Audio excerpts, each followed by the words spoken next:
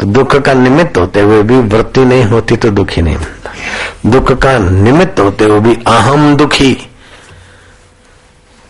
ये नहीं होता तो दुख नहीं होता। दुख का निमित्त होते हुए भी डॉक्टर एक गोली खिला देता है, एक इंजेक्शन मार देता है, तो मैं दुखी हूं ये बात भूल जाता है तो दुख नहीं होता।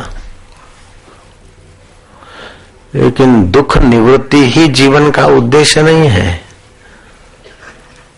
परमानंद की प्राप्ति, दुख होते हुए भी जहां दुख टच नहीं करता वो मैं हूं, ऐसा ज्ञान जरूरी है। कोई दुख नहीं है तो बिस्तर पे पड़े पड़े करवट लेता है। कोई दुख नहीं है लेकिन परमानंद की प्राप्ति नहीं तो आलस्य होके फिर बीमार हो जाएगा, दुख पैदा कर देगा। ईरानी डॉक्टर मेंटली कोई प्रॉब्लम नहीं फिर भी मेंटली दुखाकार वृत्ति बना लेगा। और 1000 दुख है, 1000 चिंताएं हैं, 1000 प्रॉब्लम है, लेकिन ज्ञान है कि दुख प्रॉब्लम ये मन की वृत्ति है, अहम की वृत्ति है, बाहर का निमित्त है, प्रकृति में है। मुझ आत्मा में, मेरे सोल में कोई दुख सुख नहीं है, वो आदमी मौज में रहेगा। कृष्ण के जीवन में, मोहम्मद के जीवन में और उपदेशकों के जीवन में कई प्रॉब्लम आते, लेकिन दुख में दुखी नहीं होते, सुख में आसक्त नहीं होते। दृढ़ निश्चय था वो जो ये मीरा ने घणा लोगों समझाया पर मीरा के नहीं। महल ने मार्यू मारे नहीं जोई, हूँ तो जंगल नी झूपड़ी में रहूं मारी मां, मारू મને લાગ્યું ફકીરી માં। ભલે ત્યાં મને રૂખો રોટલો મળશે હું તો ખાઈશ। આ તો અત્યારે બધું સારું સારું લાગે છે, છેવટની જિંદગી બેકાર। ત્યાં શરૂઆતમાં જરા કાઠું કાઠું લાગે लेकिन आखिरी जिंदगी बढ़िया होती।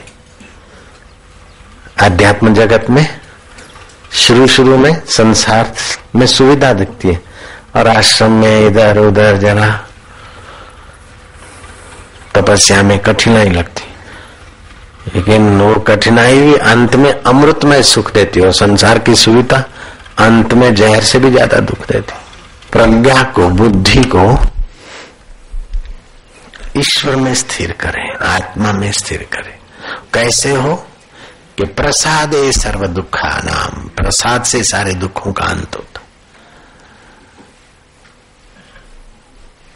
आदि भौतिक दुख, आदि दैविक दुख, मानसिक दुख, ये सब प्रसाद से आप पर असर नहीं डालेंगे। वो घड़ी होती ना water proof, shock proof and so proof, वो सत्संग और साधना के द्वारा तुम प्रॉब्लम प्रूफ हो जाओगे। प्रॉब्लम तो संसार के होंगे लेकिन तुमको टच नहीं करेंगे। जैसे सूर्य को उदय नहीं लगती, ऐसे ही संसार की घुन साक्षी के दीपक से अथवा ब्रह्म ज्ञान के सूर्य से संसार की घुन का प्रभाव ही छू हो जाता है। नारायण हरि नारायण हरि नारायण।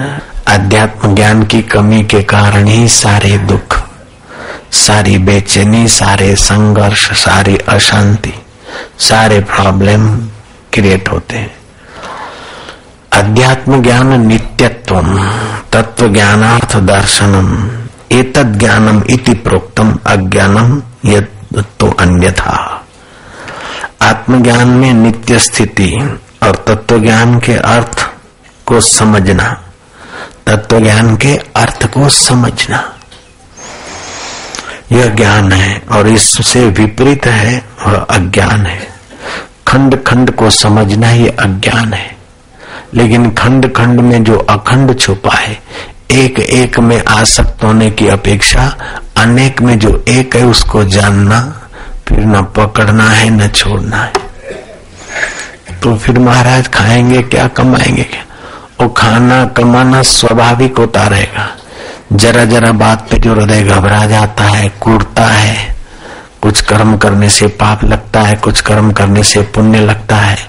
पुण्य की जंजीरें स्वर्ग में ले घसीट के ले जाती है, पाप की जंजीरें नरक में घसीट के ले जाती है।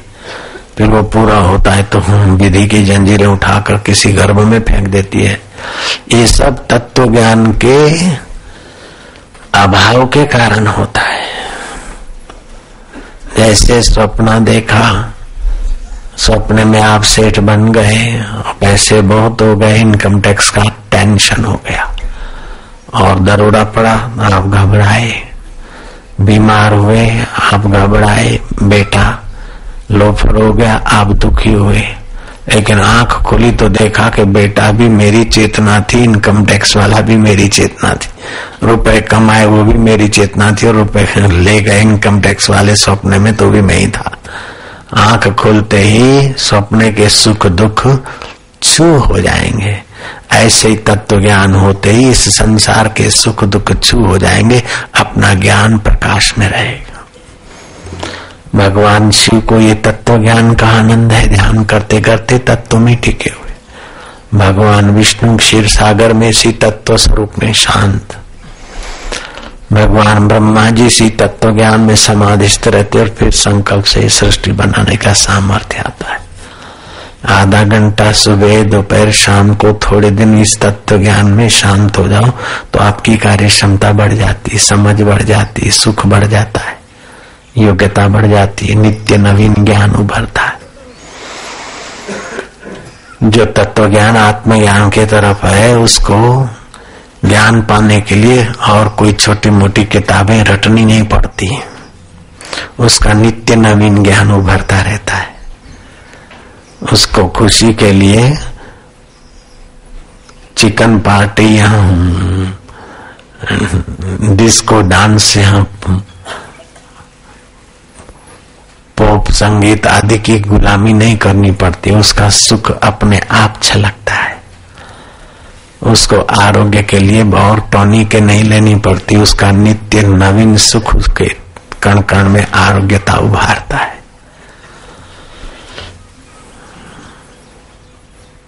यही कारण था कि प्राचीन काल में लोग अध्यात्म ज्ञान में थे तो स्वस्थ भी रहते थे,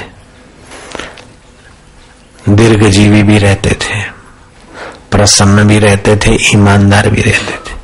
अभी कितनी बेईमानी करते, कितनी खुशामद करते, कितना कुछ करते, फिर भी देखो तो जीवन में कोई बरकत नहीं। क्यों? बहिर्मुख ज्यादा हो गए, तत्व ज्ञान से विपरीत हो गए, अज्ञान बढ़ गया।